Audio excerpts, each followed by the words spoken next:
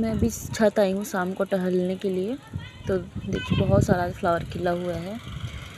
Yellow colour का जो lily है वो भी खिलने वाला है, मैं दिखा रही हूँ आप लोग को। और ये मेरा फेवरेट फ्लावर है। और इधर ये वर्बिना कितना सारा खिला हुआ है। और इधर दिखाती हूँ, ये